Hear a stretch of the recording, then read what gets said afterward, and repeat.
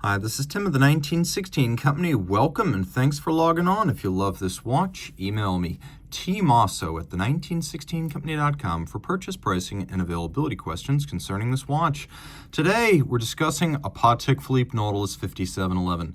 This is the Nautilus 5711/1A-010. Of course, the 5711 was launched in 2006, discontinued after 2021, and the example in my hand retailed in 2018. It can be difficult to talk about the 5711 simply as a watch with none of the other relevant discussion included in the package. It's as difficult to talk about this solely as a watch as it is difficult to talk about Michael Jackson solely on the basis of the music. But we're going to look through all of the social media hype and the peripheral noise and talk about the 5711, what it does and what it does well. So this is a watch in steel that is 40 millimeters in diameter, measured approximately diagonally. You measure it wingtip to wingtip, it's 42, but 40 is the correct measurement here. Taking a look in profile, 8.6 millimeters thick, 44.4 lug-to-lug if we're just measuring the case, but because it's going to be worn on a bracelet, no matter what, it's going to be worn with the links. From the first link on each side to its opposite number, it is 48.8 millimeters across the wrist. Now, throwing it on my wrist, which is 16 centimeters in circumference, I'm reminded of how pleasant these are. The 5712s and the 5711s are classically thin and beautiful.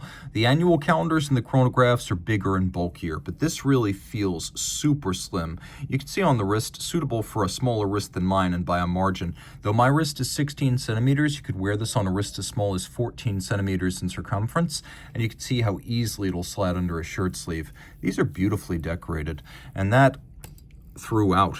The bracelet perfectly integrated from Gerald Genta's original Nautilus, the 3700 of 1976.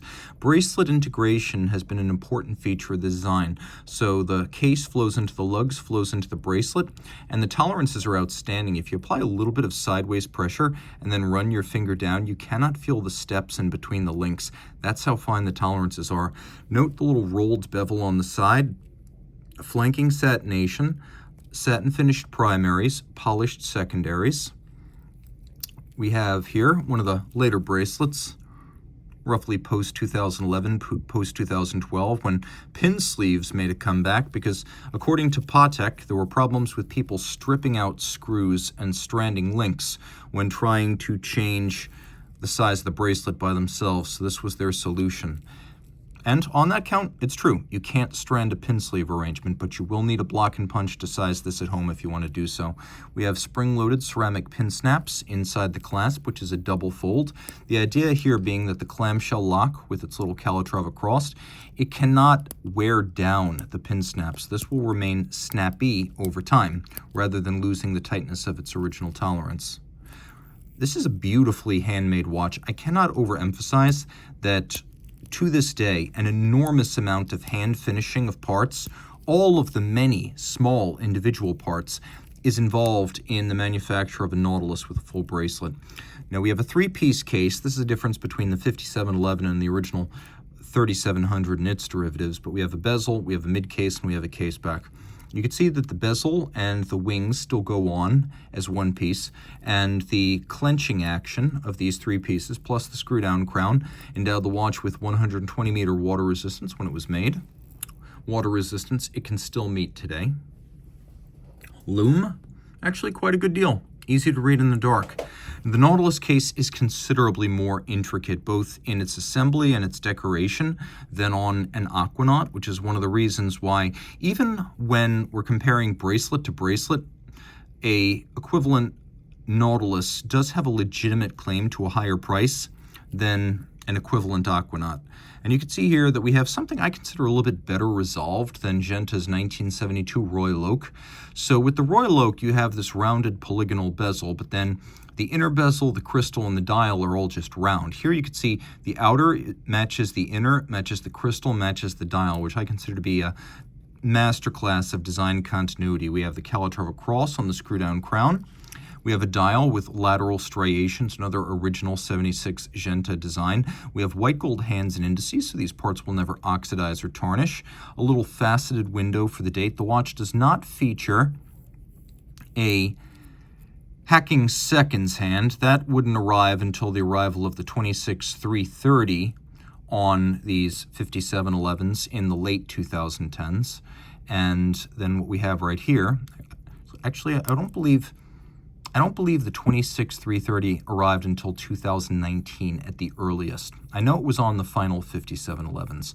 But here you get a quick set date, but not a hacking seconds function. But that's okay, because there's a little trick here.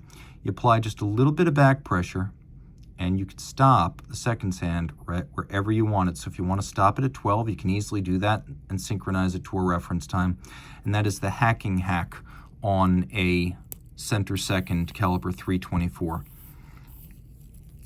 And it's worthwhile because these are really good timekeepers. At the time they were made, Patek was guaranteeing no worse than -3 + 2 seconds per day, which is quite a bit better than COSC. On the back, you can see caliber 324 unidirectional winding with ceramic rotor bearings, both of those increasing winding efficiency, 4 Hz beat rate, 45-hour power reserve, quick set date, Gyromax style free sprung balance, anti-magnetic Spiromax silicon hairspring. And Spiromax in its later variants, as seen here, is more than just anti-magnetic. Because of the DRIE profiling of the spring itself, it breathes concentrically like an overcoil without requiring the height and the thickness of an overcoil. The movement is good looking, 6-position adjusted, highly anti-magnetic due to the hairspring. You can see that the surfaces of this 29 jewel movement are generally started by mechanical finishing technique, but finished in most cases by manual technique. And that's most obvious with the bevels, which don't bear any evidence of the mechanical milling marks. We have stripes linear on the bridges, stripes circular on the rotor. We have snailing on the edge of the rotor. We have engine turning on the center of the rotor, on the click spring, on the base plate. We have mirrored bevels. We have polished screw heads with chamfered slots in circumference. And then we have satination on the underlying wheels, and you can see the 3 locating pegs of the balance cock are polished on their heads, and that the screw and jewel countersinks have been internally beveled. It's a good-looking movement. There is quite a lot of hand finishing going on there. A very capable watch, and one of the best at what it does, a little bit like Michael Jackson. And if we can just talk about the music when we discuss Michael Jackson, we can just talk about the watch when we discuss the 5711. And surprise, it's a great watch.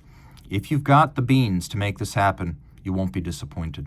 Reach out to Team Mosso at the 1916company.com for purchase and pricing details.